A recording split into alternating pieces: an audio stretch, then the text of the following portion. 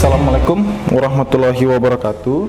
Salam sejahtera bagi kita semua. Pada hari ini kita belajar pada hukum ekonomi, ya, tepatnya materi kita pertemuan kelima, yaitu terhadap bagaimana tentang investasi ataupun penanaman modal. Nah, penanaman modal ini sendiri, ya, kalau misalnya kita carikan pendapat ahli, itu diartikan sebagai investasi ataupun penanaman modal dapat diartikan suatu kegiatan yang dilakukan baik oleh orang, ya, artinya person, nah telah person ini sendiri ataupun pribadi, ya, maupun badan hukum ataupun person, nah, dalam upaya untuk melakukan suatu peningkatan dan atau mempertahankan nilai modalnya, ya, baik yang berbentuk uang tunai, ya, atau yang namanya kita katakan ada cash money, peralatan, ya, ataupun kita buatkan equipment, ya, contohnya barang-barang seperti itu, serta aset tidak bergerak, nah, atas hak atas kekayaan intelektual, ya, serta bisa dalam hal ini maupun keahlian, artinya memang dari segi skill, ya, kita bisa berikan investasi seperti itu, tidak hanya bersangkut dengan modal. Nah, kalau kita kaji, ya, dalam peraturan perundang-undangan ini sendiri, itu kalau misalnya undang-undang penanaman modal, ya, undang-undang 25 tahun 2007 terkait tentang penanaman modal, yang dalam hal ini sebenarnya sudah disatu padukan dengan undang-undang Ciptaker.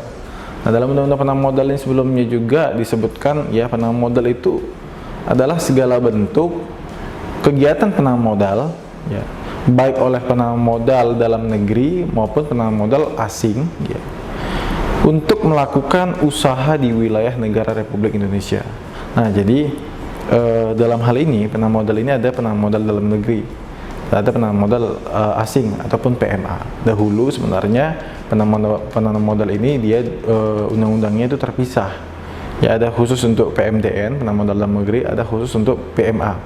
Nah, cuman dalam 2007 itu disatukan, ya, baik penanaman modal asing maupun penanaman modal dalam negeri.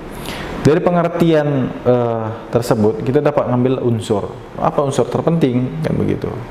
Nah, unsur terpentingnya itu yang pertama adalah adanya motif, ya, untuk meningkatkan atau setidak-tidaknya mempertahankan nilai modalnya. Ini yang unsur pertama. Mengapa demikian? Ya, mungkin adik-adik tahu, apakah ada, ya, orang ataupun badan hukum mau menanamkan modal untuk melakukan kegiatan usaha itu mendapatkan suatu kerugian? Saya rasa tidak, pasti mengharapkan suatu keuntungan.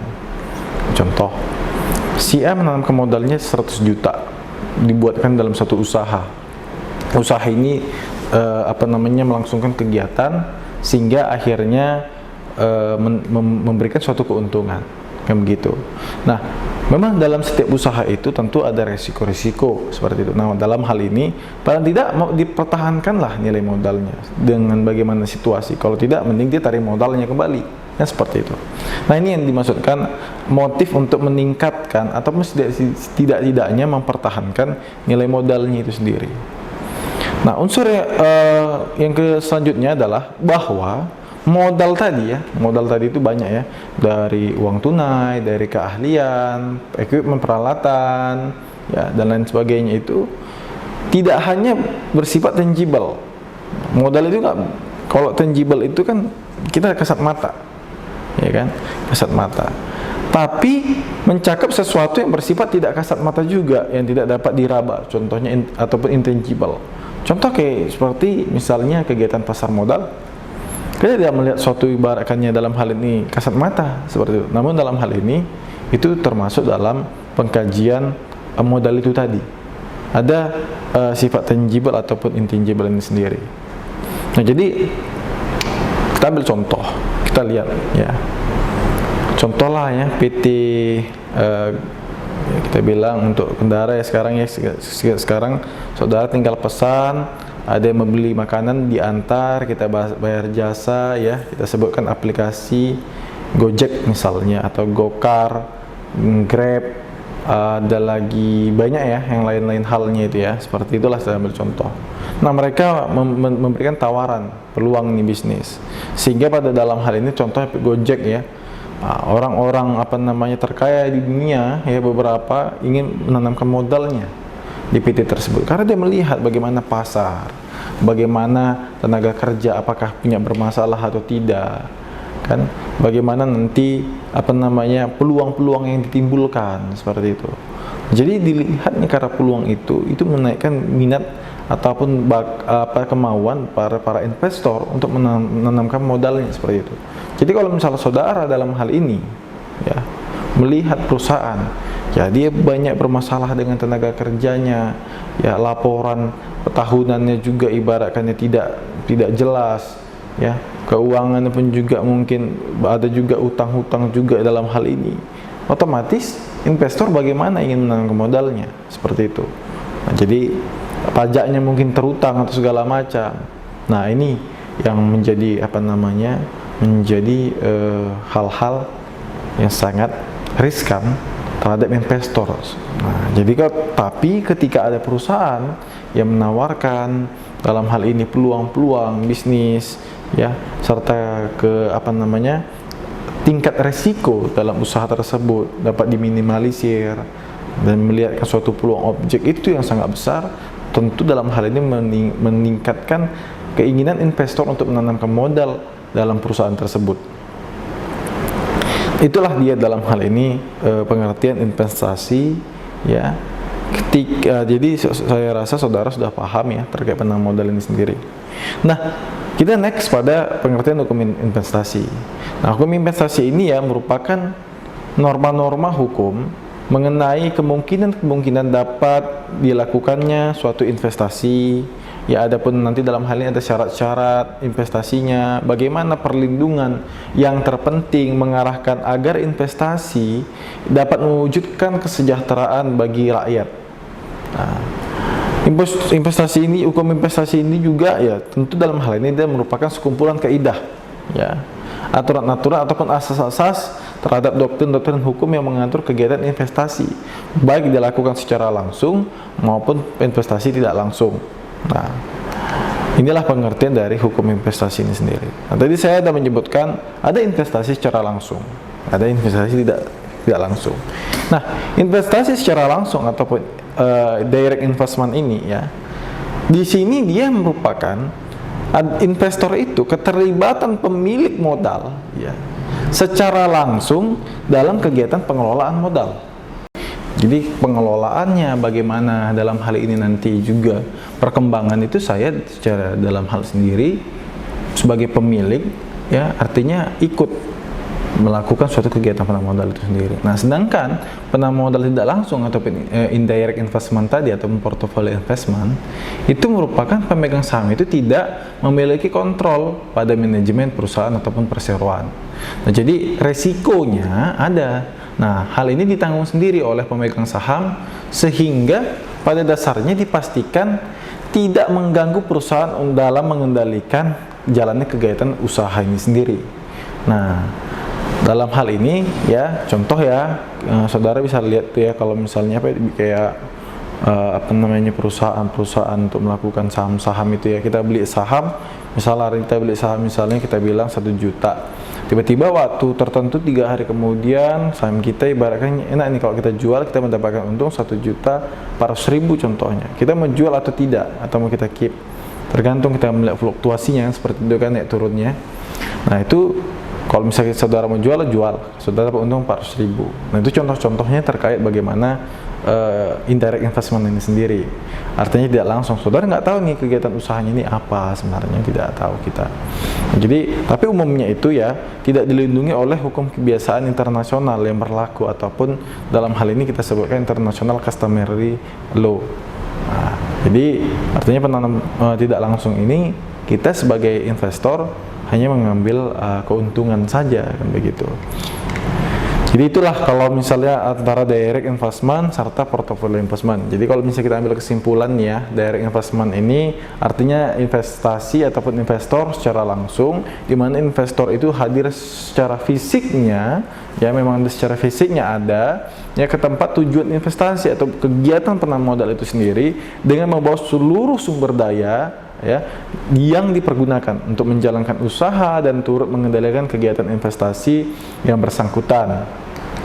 Nah, sedangkan portofolio investment ini ya investor tidak perlu hadir secara fisik. Nah, dikarenakan tujuan utama investor tidak untuk mendirikan perusahaan itu sendiri, melainkan ya hanya membeli saham ataupun surat berharga lainnya dengan tujuan untuk mendapatkan suatu keuntungan dari penjualan kembali saham ataupun surat berharga tersebut atau capital gain itu tadi. Jadi itu dia kalau misalnya portofolio investment atau indirect investment. Jadi terkait sumber hukum penanaman modal itu yang pertama adalah Undang-Undang Nomor 25 Tahun 2007 tentang penanaman modal. Hal ini sebenarnya diperbaharui dengan Undang Ciptaker yang sekarang, yang dimana dalam hal ini Undang-Undang penanaman modal itu termasuk dalam Undang-Undang Ciptaker itu sendiri. Nanti saudara bisa boleh cek. Nah, yang pada awalnya ataupun mulanya, ya Undang-Undang penanaman modal ini sebenarnya dia dibagi dua. Sebelum ada Undang-Undang 25 Tahun 2007, itu dia penanaman modal dalam negeri, ya khusus untuk penanaman modal dalam negeri PMTN, ada juga penanaman modal asing PMA seperti itu tahun 67. Nah, lalu sumber hukum lainnya adalah Undang-Undang Nomor 8 Tahun 95, yaitu tentang pasar modal serta peraturan-peraturan pelaksanaannya, itu khususnya untuk portfolio investment ataupun indirect investment sendiri. Nah, jadi itu untuk dalam hal kita melakukan tadi seperti yang kita beli saham, ya menjual saham, yaitu pasar modal ya. Nah, ada juga sumber hukumnya itu dengan hukum yang otonom. Apa itu hukum yang otonom? Artinya dia perjanjian para pihak. Nah, perjanjian para pihak ini ya, ataupun nanti saudara bisa lihat nanti lebih lanjut, dia seperti ada kayak misalnya joint venture agreement, perjanjian-perjanjian. Nah, itu nanti dituang-tuangkan itu menjadi undang-undang bagi mereka yang membuatnya sendiri. Nah, itu dia terkait sumber hukum itu sendiri.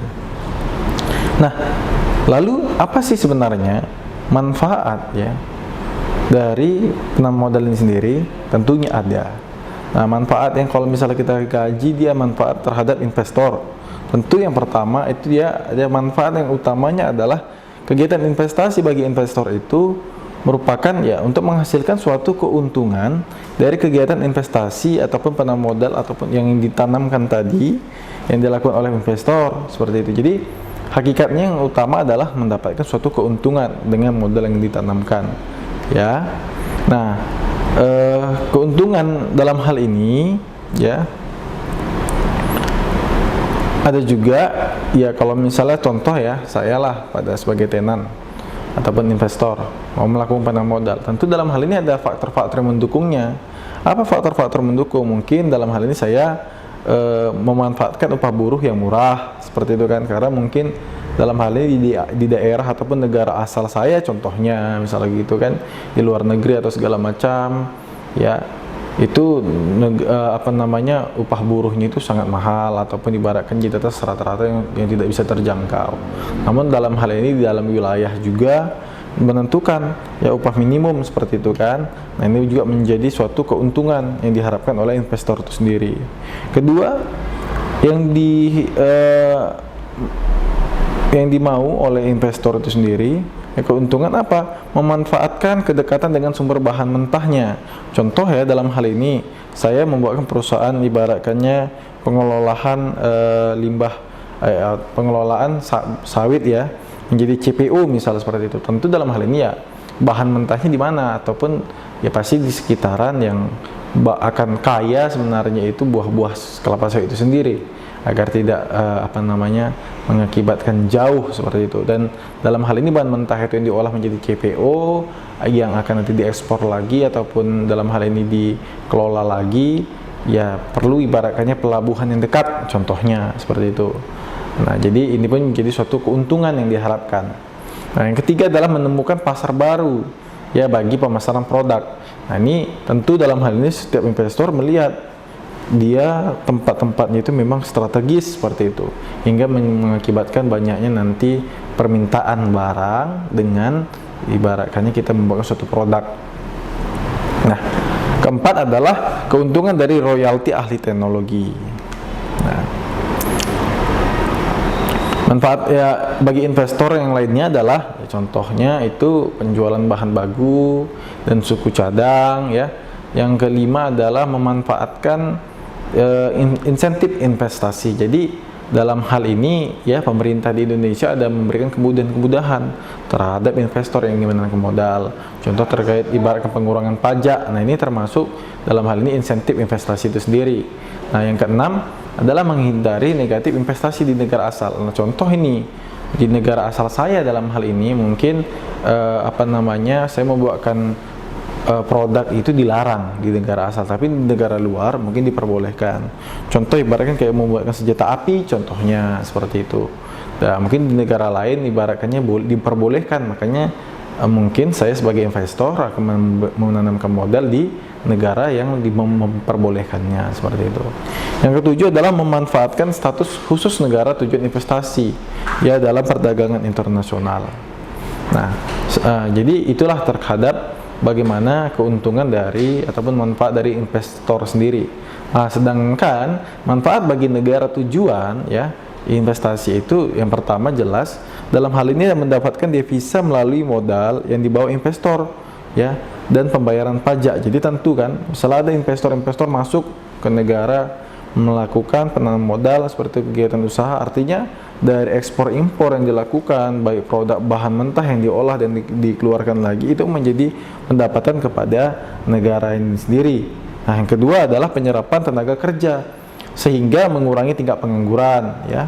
Yang tentu ya dalam suatu wilayah nanti ketika perusahaan itu dibangun akan menyerap tenaga kerja di sekitarnya. Setidaknya minimal ya yang paling dasar kita bilang satpam, ibaratkannya ya yang pengelola yang lain hal ya kan banyak ya. Kalau misalnya kekhususan ya dalam hal ini carikan di kriteria atau tamatan yang khusus seperti itu.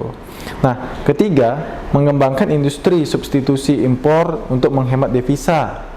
Nah, yang keempat adalah mendorong berkembangnya ekspor ataupun khususnya non migas untuk mendapatkan devisa.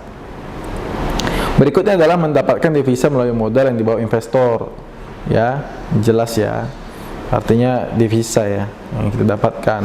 Yang keenam adalah meningkatkan pembangunan daerah-daerah tertinggal. Ini jelas ya, kalau misalnya daerah tertinggal itu adanya suatu kawasan yang dalam memiliki usaha itu akan membuatkan ibaratkan khususnya kawasan tersebut ramai ya, ibaratkannya orang-orang sekitar pun juga berjualan pun juga dalam hal perekonomian tumbuh, orang dapat uang, orang belanja di daerah tersebut. Ini ibaratkan meningkatkan pembangunan juga. Nah, contohnya juga nanti dibangunkan aspal atau segala macamnya yang dalam hal daerah tertinggal tadi itu dia mungkin dalam hal ini kurang dalam pembangunannya. Seperti itulah contohnya dalam meningkat pembangunan. Yang ketujuh adalah teknik teknologi dan manajemen. Yang kedelapan adalah manfaat jaringan pasar internasional dari investor. Prinsip dari penanam modal itu sendiri ya, dimana dalam hal ini sebenarnya ada beberapa prinsip ya. Prinsip yang pertama adalah perlakuan yang sama. Nah, pada prinsip yang pertama ini terhadap perlakuan yang sama ini ya, ini sebenarnya tidak boleh membedakan investor ya dalam hal perlakuan yang sama ini, karena tidak membedakan negara asal atau home country. Nggak boleh negara X misalnya nggak boleh seperti itu, tidak. Nah, ini asas prinsip perlakuan yang sama ini. Yang kedua dalam hal ini ya, pembatasan bidang usaha. Nah, pada pembatas bidang usaha umumnya itu host country membatasi dalam memberikan syarat terhadap suatu bidang usaha yang ditanami modal asing. Contohnya ada kita mengenal namanya daftar negatif list. seperti itu. Jadi bentuk pembatasan itu tertutup sama sekali ya untuk kegiatan investasi asing. Apa nanti kriterianya itu disampaikan ya, terbuka dengan syarat enterprise, contohnya itu dalam posisi pemilikan saham dibukakan, tapi komposisi pemilikan saham asing itu dibatasi seperti itu. Ada yang dalam hal ini terbuka dengan syarat khusus. Nah, contohnya itu melakukan kemitraan, syarat ketenaga kerjaan dan lain-lain seperti itu juga. Nah, ini disesuaikan dengan kebutuhan pembangunan untuk suatu negara ini sendiri. Nah, yang ketiga adalah prinsip persyaratan komposisi ya. Penyertaan saham. Nah, ini berlaku yang pada usaha diwajibkan dalam bentuk kerjasama modal ataupun joint enterprise. Ya, komposisi pemilikan saham ini dibatasi ya, persentasenya tertentu dari 45%, ya 49%, 40% dan seterusnya. Umumnya ya, terhadap sektor usaha yang penting bagi negara dan menguasai hajat hidup orang banyak. Nah, yang keempat adalah prinsip persyaratan ahli teknologi. Nah, memanfaatkan kehadiran investor untuk mengembangkan teknologi domestik. Jadi, memang inilah tujuan yang utama. Teknologi diperhitungkan sebagai modal dan diberikan fasilitas. Nah, proses ini pada umumnya gagal pada kebanyakan negara yang berkembang. Nah, kenapa? Faktor penyebabnya itu ya perangkat hukum kurang mendukung, ya, kurangnya memahami kontrak ahli teknologi yang dibuat sangat rumit, karena memang di ahli teknologi ini sangat rumit sekali ya, karena ini menjadi kelemahan-kelemahan ini. Nah, baru yang berikut adalah investor lokal tidak terlalu peduli dengan investasi teknologi karena biaya mahal dan risiko tinggi. Ini yang terkadang menjadi polemik ya. Nah, yang keempat adalah investor asing pada dasarnya tidak sepenuhnya yang mengalihkan teknologi yang dimilikinya begitu, karena dia tidak mau juga dong dalam hal ini teknologi diketahui otomatis nanti tidak akan lagi dipakai seperti itu ataupun dibuat ditiruan. Nah, itu sebenarnya menjadi permasalahan ya.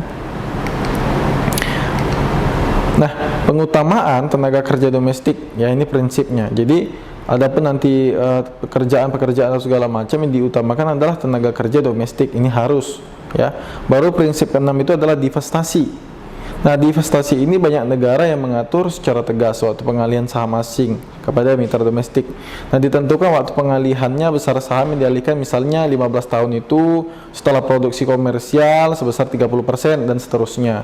Jadi dalam hal ini memang dalam prinsip divestasi ini tidak serta-merta penanam modal asing itu bisa selamanya gitu. Jadi kalau saudara lihat nanti ibaratkannya yang di Papua itu PT Freeport ya. PT Freeport itu kan misalnya udah berpuluh tahun gitu, memang wajib sahamnya itu lebih banyak sekarang dimiliki oleh penanam modal dalam negeri, dan itu wajib dialihkan dengan prinsip divestasi ini. Itu bukan berarti sebenarnya menjadi mutlak selama-lamanya begitu. Itu artinya adanya prinsip divestasi sendiri. Lalu kita next pada performance requirement ya. Ini dalam hal ini tahun 1980-an ya, banyak negara menerapkan performance requirement sebagai persyaratan investasi. Dan diterapkannya dalam hal ini untuk mengembangkan industri domestik dan mengamankan neraca pembayaran. Tapi pada tahun 95 ya, pada Agreement Trade Related Investment Measure, WTO melarang sejumlah bentuk performance requirement. Nah, terhadap prinsip performance requirement ini sendiri. Alasan tersebut ya mendistorsi perdagangan internasional, bisa menimbulkan perlakuan diskriminatif terhadap produk-produk impor, ya bisa bertentangan dengan artikel 3 dan 6 GATS tentang national treatment. Nah, ini menjadi sebenarnya permasalahan terhadap prinsip hal tersebut. Lalu kita ada prinsip ya, insentif investasi. Nah, ini tadi juga saya sebutkan, apa insentif investasi ini banyak diterapkan negara-negara menarik minat investor. Nah, kemudahan pajak contohnya, kewajiban finansial lainnya, dan hak-hak atas tanah. Nah, tidak boleh dikaitkan dengan performance requirement sendiri. Nah, kalau di Undang-Undang 25 tahun 2007 itu saudara bisa lihat pada pasal 18 sehingga pasal 24 ya. Nah, baru yang ke-8 itu adalah prinsip good corporate governance. Nah, ini prinsip banyak negara yang mewajibkan perusahaan investasi asing menerapkan prinsip ini. Nah, karena prinsip dasarnya ya CGC ini adalah pertama adalah ada prinsip fairness. Nah, fairness ini merupakan adalah kewajaran begitu. Yang kedua, dia adalah disclosure and transparency. dan memang harus memiliki dalam hal ini transparan ya. Yang ketiga adalah accountability. Nah, ini dia memang dalam ini harus tanggung jawab, dan yang terakhir adalah dia harus responsibility.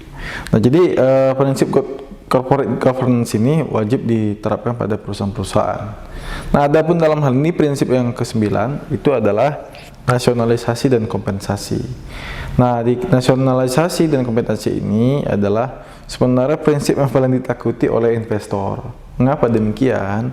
Ya, karena demi kepentingan negara, aset-aset perusahaan investasi asing (PMA) ini dapat dinasionalisasikan. Apa itu dinasionalisasikan? Dapat diambil alih menjadi milik negara. Nah, namun dalam hal ini tentu tidak mudah melakukan nasionalisasi ini sendiri. Ya, umumnya menggunakan undang-undang dalam pelaksanaannya. Nah, di sini juga sebenarnya harus disertai dengan kompensasi kepada pemilik perusahaan yang dinasionalisasikan. Nah, ganti rugi ditetapkan berdasarkan kesepakatan. Ya, dalam hal ini tetap memang sepakat, maka ganti kerugian itu yang telah ditetapkan itu wajib dijalankan. Nah, sengketa ketidakspakatan atas ganti kerugian, ya misalnya kalau misalnya tidak sepakat nih antara PMA dengan pemerintah dalam negeri ya, nah, jadi itu dibawakan kepada arbitrase internasional untuk penyelesaiannya nanti. Nah, yang terakhir adalah prinsip penyelesaian sengketa. Nah, prinsip penyelesaian sengketa ini adalah sebenarnya berbagai cara menyelesaikan sengketa investasi, baik itu secara litigasi maupun non litigasi. Ya, kalau misalnya di Indonesia, dia pemerintah dengan penanam modal dalam negeri, itu penyelesaian itu yang pertama adalah secara musyawarah. Ya, yang kedua adalah arbitrase sesuai kesepakatan ya dalam agreement perjanjian tentunya. Yang ketiga adalah pengadilan jika arbitrase gagal. Nah, sedangkan antara pemerintah dengan penanam modal asing itu yang pertama dilakukan dulu ya adalah musyawarah, yang kedua adalah arbitrase internasional. Jadi itulah terhadap prinsip yang terakhir. Jadi demikianlah perkuliahan kita pada hari ini. Ya, semoga dapat bermanfaat. Bila taufiq wal hidayah. Assalamualaikum warahmatullahi wabarakatuh. Ya, semoga juga channel ini juga bermanfaat kepada halayak umum yang melihatnya. Jangan lupa untuk dukungannya tetap, biar saya juga semangat untuk dalam membuatkan suatu video, ataupun misalnya masyarakat dalam hal ini ada mau pertanyaan secara hukum, pertanyaan hukum, nanti akan saya share juga video di video-video selanjutnya untuk dalam hal ini melakukan konsultasi hukum secara gratis yang akan saya paparkan atau jabarkan dalam suatu video. Demikian ya, bila taufiq wal hidayah. Assalamualaikum warahmatullahi wabarakatuh.